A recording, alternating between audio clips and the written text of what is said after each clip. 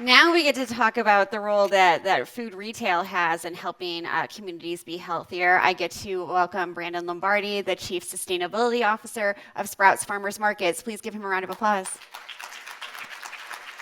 Hi. Good afternoon. Thanks for being here. I'm so glad you're here. You work with the Sweetie Center, right? Can you talk about that? We do, yeah, we do. We need to do a lot more. We do a little bit. So we support the school, the Center for Sustainable Food Systems. In fact, two people on my team right now, I think, are enrolled as students. One may have just finished, and one is Nice. taking their master's now. So we work with supporting the students in kind of their capstone projects, kind of hosting them for some of the work that they're doing in connection with the curriculum. But we need to do a lot more it's right in our backyard, and we're a local employer here. So we're based here in Arizona. A lot of people don't realize that. We have 450 stores around the country, but we started here in 2002 with one store, and it's been a wonderful ride. It really is, yeah, it's great to see how much you've grown and how you're working with communities. And that's what I want to really talk about next. How can Sprouts support communities and their local food systems and, as a result, have healthier food available to folks? Yeah, so I think retailers do have a role to play in this, especially if they're specialty retail like us. We focus on health. That's been in our DNA since we started as a fruit stand. Our founders started a fruit stand in 1943, and kind of so focusing on fresh produce is in our DNA. It connects us back, and so what we try to do is focus in on supporting local farmers first and foremost, and then branching to organic. A lot of local farmers are not necessarily organic, but there's a different aspect to that, right? Focusing on supporting local economies and helping those local farmers bring their product to market. It's very difficult for local farmers to get distribution. It's a whole different ballgame unless you're at scale. So we try to focus on supporting local growers. Farming is expensive, takes a lot of investment. So the way we do that is working on multi-year commitments with local farmers and letting them know that they have a place to bring their harvest. And we do that by working with, I think we purchased $250 million worth of local produce last year, to give you some context as to kind of the scale of that. And we do that in all of our states. Obviously, they change during growing seasons in terms of what we can bring to market. But that's one area that we focus on, and then another is organic. So 60% of our produce is organic. 30% of what we sell across the store is organic, and that's grown over the years. Both the demand and the supply has grown, but now the demand is outstripping supply. It used to be supply outstripped demand, but organic's been around a while. People tend to understand it more. You can argue about whether they understand the health benefits, et cetera, but they tend to associate it with, it's a little bit healthier for me and my family.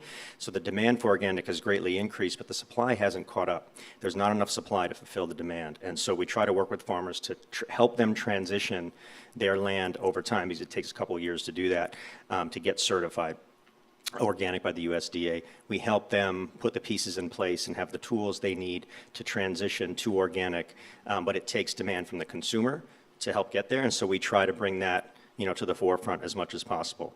So those are some of the things we do, and then it's really around curating a product assortment that is designed to be healthier and helping people understand what's important, what to look for in an ingredient set, in a nutrition profile. And you have to do it in a way that's delicious, because the taste profile is still number one in terms of healthy food. For those of you who are eating healthy in the early 2000s and 90s, et cetera, it was kashi, and it tasted like, they've evolved, but it tasted like cardboard. So we have to consistently be on the forefront of innovation and help small manufacturers and founders and entrepreneurs like Pierre, bring their diverse product and healthier product to market.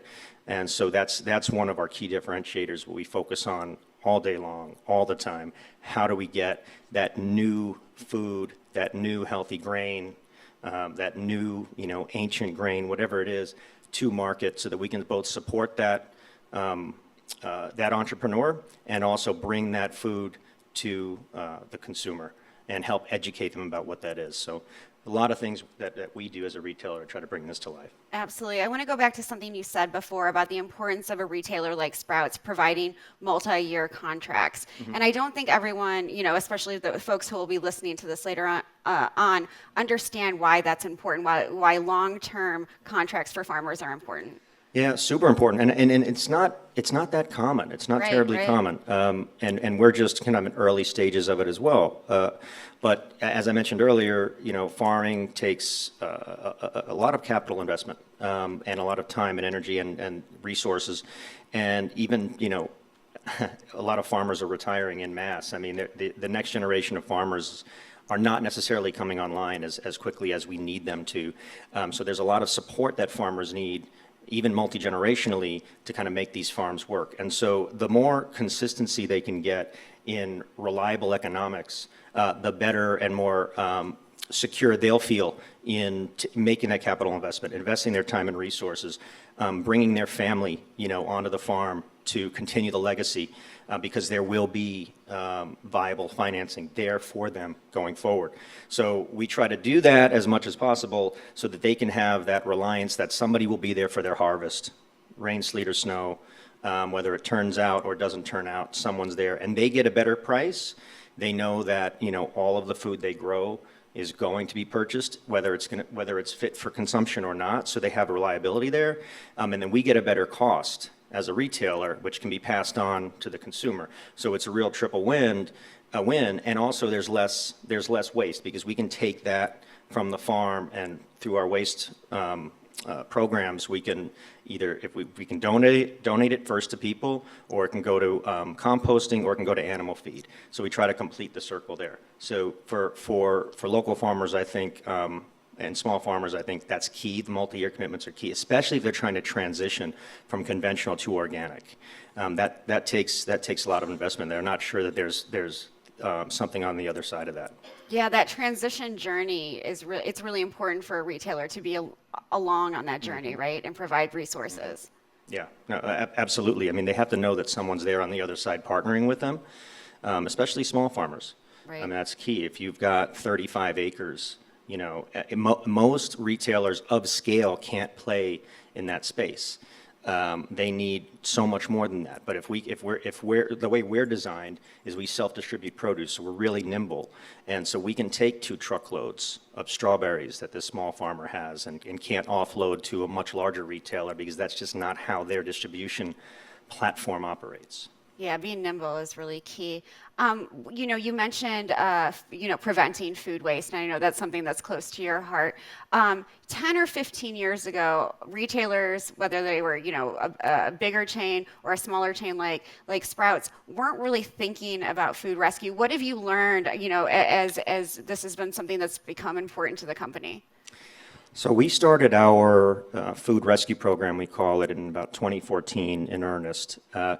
And it takes a lot to operationalize that sort of program. I mean, the intricacies of the logistics, partnering with food banks, in multiple communities, working with them on pickup times, operationalizing it at the store. You got hourly team members that are tasked with a lot of things all day long, every day. Right. And so how do you integrate into their program, and how do you make, as a business, the investment into the time that you're paying these people for their time? So how do you say, this is so important to us that we're going to pay people for their time to go and open that clamshell of blueberries, put it in this bin versus throwing it in the trash, because they need to really move on and stock the shelves for the consumer, or rotate the produce, et cetera. So there are all these things that need to happen to make a program actually work like that. Once we got it in place, and continued to educate our teams on why this is important, get them bought in on the excitement of what we're doing for feeding people first, and then educating them on the stories that can come to life from that, like our compost program. Some of our compost goes to dairy farms, which produce milk that we then sell, and telling that story, getting people excited about it, that was a key unlock for us. And what we learned was, if done right, we can have a huge impact on food insecurity in our local communities, and we can touch people, where they live. And we took a slightly different approach because of our lean in on fresh, how much fresh we sell. 20% of our products sold is produce, and meat, et cetera. We're able to figure out a distribution program and kind of a system where we donate 45% of what we donate is fresh food. So if you can compare that to, if you think about what you normally see at a food bank or food pantry, canned, packaged, and that's great, and every little bit is needed.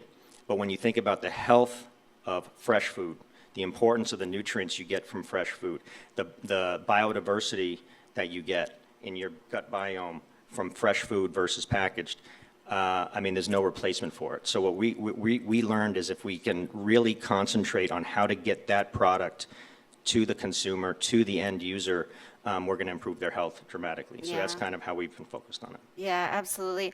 You know, you talked about, you know, there's this particular role for retailers, and farmers obviously have their role, but you both, as you know, entities can't do it alone. You really need consumers to be on this journey with you. And I'm wondering if you can talk about some of the ways that you're working to help consumers understand these issues, help educate them in different ways.